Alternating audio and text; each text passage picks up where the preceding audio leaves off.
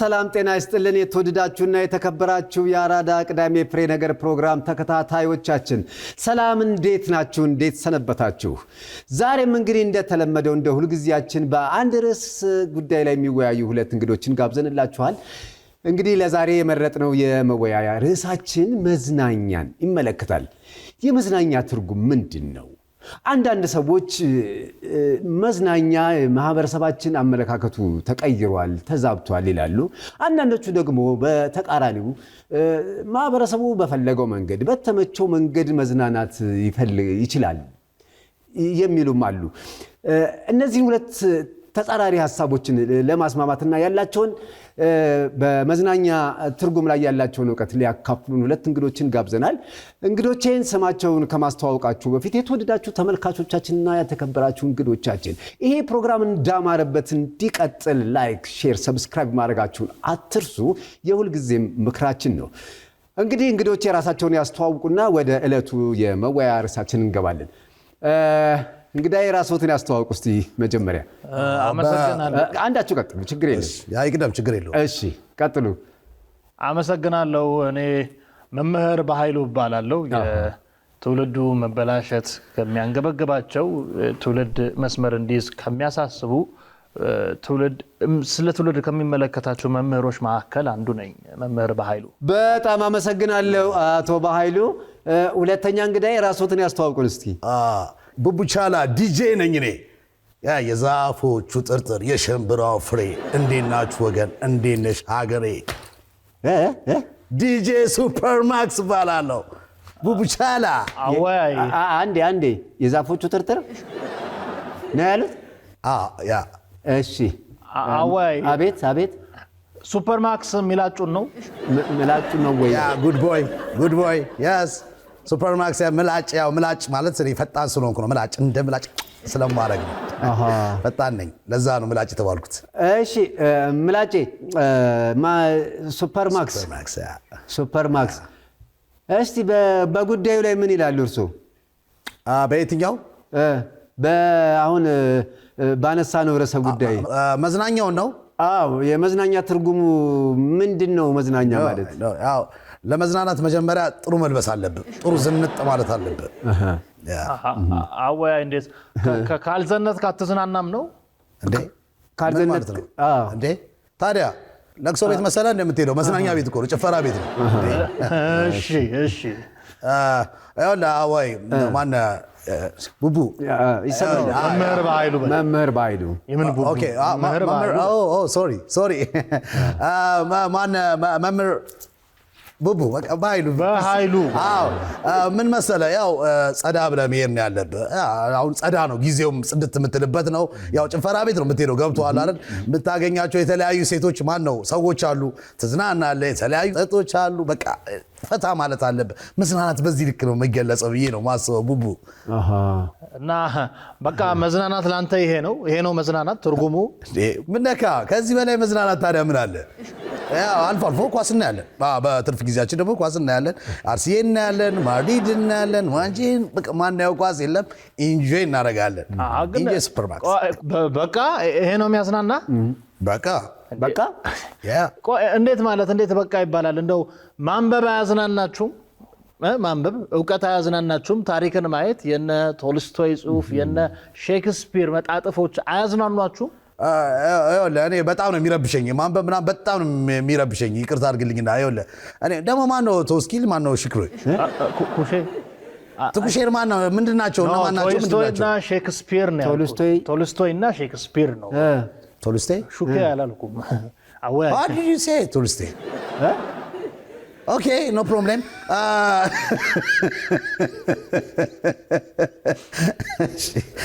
Okay, no problem. Anyways, እኔ አዝናናኝም ያው እንደ ነገር ያስጨንቀኛል ማለት ነው ያዝ እንግዲህ የሁሉ ትውልድ አወያይ መከነ ማለት እንዲህ ነው መከነ ማለት እንዲህ ነው ትውልዱ ያለበትን ተመልከት ምንድነው የሚለው አወያይ አትዝናኑ ነው እንደሚለው እኔ አትዝናኑ የሚል ቃል አልወጣኝም ትውልዱ የት ነው ያለው አትዝናኑ የሚል ቃል አልወጣኝም ቆይ ስማኝ ግን መዝናናት በጭፈራ በዳንኪራ እንደው ቃላትን አጣሞ በመናገር መቀመጫን ጥሎ በመሄድ አይደለም ነው እንጂ አትዝናኑ አላልኩም። አሁን እኔ የሚያዝናኑኝን ሙዚቃዎች አንድ ላንሳል። ተመልከት የዳሌዋን ስፋት፣ ተመልከት የጥርሶቿን ውበት እንዴት እንደምታምር እስቲ ተመልከታት። ቡም ተመልከታት ማናት ተመልከታት። አሁን ይሄ በጣም የሚያዝናናኝ ክለቡ ስገባ በጣም ምዝናናበት ዘፈን ነው። እውነት አወያይ ይሄ ልጅ አሁን የአቦጊዳ ሽፍታ ነው እም እያሳየን ነው ሸፍቷል። ግን እንዴት ቆይ መዝናናትን ታሪካዊ ቦታዎችን በማየት ፓርኮችን በመጎብኘት አይምሮን በማደስ አያደርገውም? ይሄ ያዝናናውትም ወይ ነው አቶ ማንኑት ሱፐርማክስ ፓርክ ነው የሚዝናናው ፓርክ እነዚህ ታሪካዊ ቦታዎች ማየት ቫይኪንግ ኦኬ አንደርስታንድ እኔ አኒማል ነኝ ቦታዎችን ማየት አያዝናናውትም ወይ ነው እኮ እኔ አኒማል የለም እንደዚህ ሱፐርማክስ አንተን ይጎበኛል አላልኩም እኮ ሄደህ ብትጎበኝ ነው። አዋይ ይሄ አሁን ስድብ ነው። አሁን እኔ አየሁ አትጎበኝም ሞንኪ ያለኝ እኮ ነው። እኔ አያነኝ አዋይ እኔ አያነኝ ጠርቶ መሳደብ አለ አዋይ እኔ እኮ የተከበርኩ ሰው እኮ ነኝ አይደል እንዴ? ቆይ አንዴ አይደለም ሱፐርማክስ ሲጀመር ሞንኪ ጦጣ ነው።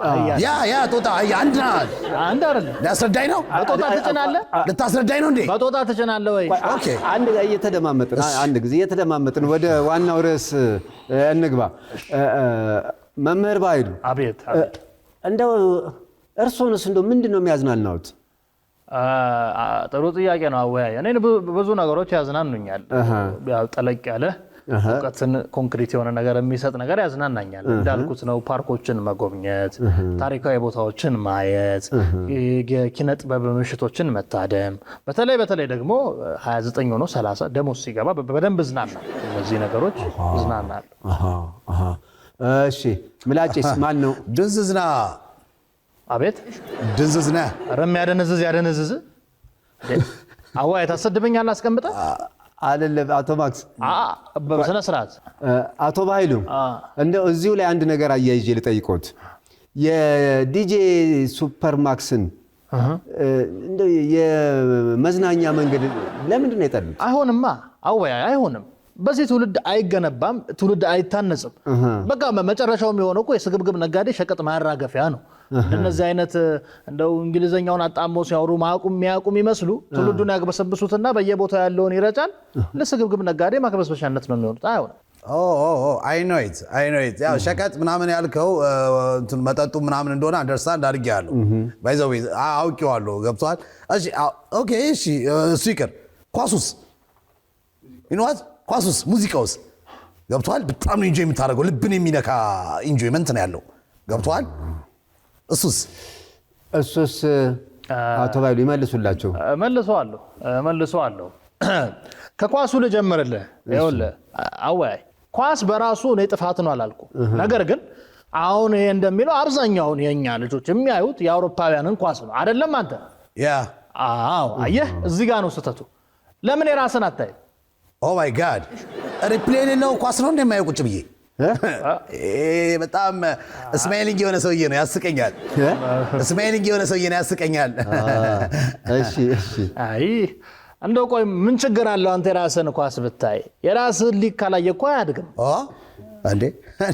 እኔ ወንድም ይኸውልህ እኔ አልወለድኩትም እኮ እንዴት አሳድገዋል? ሲያድግ አየው የለ እንዴ? አየህ አወያይ ጥፋቱ እዚህ ጋር ነው። ነጮቹ እኮ አውሮፓውያን ታችኛው ዲቪዚዮን ያለው የከተማ ቲማቸው ሳይቀር ሲጫወት ሄደው ያሉ እሱን እያዩ ነው የሚያሳድጉት። አሳድገውት ዛሬ በዓለም ላይ እንደዚህ ሰው ሁሉ ደጋፊ የሚጋደልበት የሚፋጭበት የሆነው። አየህ ወደ ራስ ማየት ከጀመር እኛ ጋርም እንደዚህ ይሆናል። ወደ ራስ ማየት ከጀመርን ጥሩ ነው የሚሆነው። አወያይ ጨቀጨቀኝ በጣም እየደከመኝ ነው። እኔ አልቻልኩም። ደግሞ ለሊትም ስላልኩ ስለገባው አልቻልኩም። አወያይ ደከመኝ። እሺ ዲጄ ሱፐርማክስ ችግር የለም፣ ጭቅጭቅም ምንም አይደለም። ግን መምህር ባሉት ሀሳብ ይስማማሉ? ያ 50% 17% ይስማማሉ። አሁን ይሄ ትውልድ ነው ሀገር የሚረከብ 17 ነው ያልከው? ዋድድ ሳይ አይ 50% 17 በመቶ መሆኑ ነው በአማርኛ 50%። እሺ አረ ይሄ ኤቢሲዲም ሽፍታ ነው ባካችሁ እንደው አይ የሆነ ነገርም አለ ግን ዲጄ ሱፐርማክስ ምላጬ yes እንደው የሙዚቃውን ጉዳይ ሲስማሙበታል መምህር ባይሉ እንደው የሙዚቃው ጉዳይ ግን እኔም አልገባኝም እስቲ መምህር ባይሉ ይሄንን ያስረዱን እስቲ አዎ ይኸውልህ አወይ እንደው አንዳንድ እኮ ምድር ላይ ሌሉ እንግሊዘኛዎችን እየሰማን ሐሳባችንን ተበተነ ይሁን ሳስረዳ ልክ እንደ ኳሱ ሁሉ ሙዚቃ በመሰረቱ ችግር የለበትም ግን የትኛው ሙዚቃ የሚለው የትኛው ሙዚቃ እንዴ ራፕ ዳንሶል አፍሮቢት ሻሹ የላቲንኛው ኪው እንዴ ይሄ ሁሉ ምንድነው አረ የሶየ ካይምሮ የበላይ የሆነ ነው ወይ አይ ኖ እከብድሃለሁ ያ ጭራሽ ያ ዲጄ ማክስ አሁን የጠሯቸው በሙሉ የሙዚቃ ቢቶች አይነቶች ናቸው yes boy በተወሰነ መልኩ ምናቃቸው አሉ አይ ይኸውልህ አወይ እኔ ከስልተ ምቱ ችግር የለብኝ ከስልተ ምቱ ከመልእክቱ ነው አየህ ከመልእክቱ ነው ይሄ ለልማት የሚያስነሳ ለትምህርት ለእውቀት የሚያበረታታ የለም በዚህ ሰዓት አይተህ ከሆነ ላግኝሽ ማታ ነው ነይ ማታ ነው እንደው ምሳሌ ሆነና ማሙር ጋር ጠብቂኝ እንጂ ላይብረሪ ጠብቂኝ የሚል ሙዚቃ ሰምተህ ታውቃለህ የለማ አየህ መልእክቱ በጣም ኮንሰርን ያደርገኛል ነው ቀን ላይ ለምን አይገናኙም እንዴ ጧት ለምን አይገናኙም አሁን በእኛ ጊዜ የነበሩ ዘፈኖችን ስትሰማ ማለዳ መተሽ ደስ ይላል ጧት ነው ሁሉም አየጤዛ ሳይረግፍ ነው አሁን ግን አሁን ሰይጣን ልጁን በሚላጭበት ሰዓት ላይ ነይ ልጃገረድ አረኔስ ማታ አዎ መሆን የለበት ላግኝሽ ማታ እንደው ለማታዊ ነገሮች አሁን እኛ ስንዝናና በወጣትነት ያለ አይደለም በቃ ወንዞች ገደቦ የዋሉ ለልማት ሲፈሱ ኖረዋል ለብዙ ሺህ ዓመታት ተነሳ ተራመድ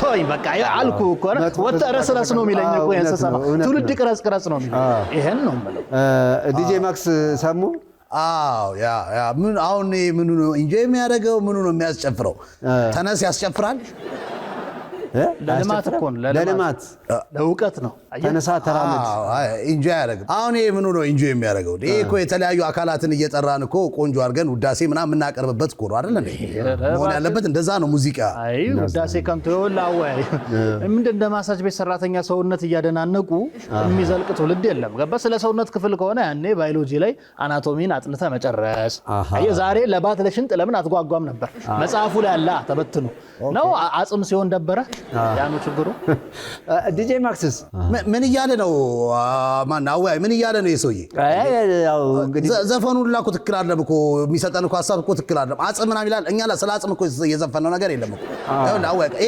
ክለቡን ሊያዘጋ ነው እንደ ሐሳቡ ስንቶቻችን እንጀራ ምን በላበት ቦታ አይደል እንዴ አወይ ቆይ እዚህ ጋራ ይያዝልኝ እኔ ክለቡ ይዘጋ የሰው እንጀራ ይቁም አላልኩም አልወጣኝ ነገር ግን የመዝናናት ትኩረታችን እንቶ ፈንቶ ላይ ብቻ አይሁን ዓላማውን አይሳት ሀገር ማነጽ ትውልድ መገንባት ላይ ይሁን መልእክት እባክህን በአማርኛ በደንብ አድርገህ ግለጽልኝ በእናትህ እንቶ ፈንቶ ምናምን ምንድነው አይ 50% ዲጄ ሱፐርማክስ እንግዲህ መምህር ባይሉ እንዳሉት ዘፈኖቻችን መልእክት ያላቸው ይሁኑ ዝም ብሎ ተራ ነገር ቀለል ያለ ነገር ባይሆን ነው የሚመረጠው እና መልእክት የሚያስተላልፉ ይሁኑ ነው የሚሉት እርሶም መቼም በዚህ ሐሳብ እንደሚስማሙ በጣም እርግጠኛ ነኝ ይሄ ሐሳብ ያስማማውታል አይደል 70% ስለዚህ ሁለታችሁም በአንድ ሐሳብ ላይ በሞቴ በአማርኛ ይበላት ያው ነው 70% እኮ ስንት ነው 11 አይደል ነው አመለ እኮ ይሄ ነው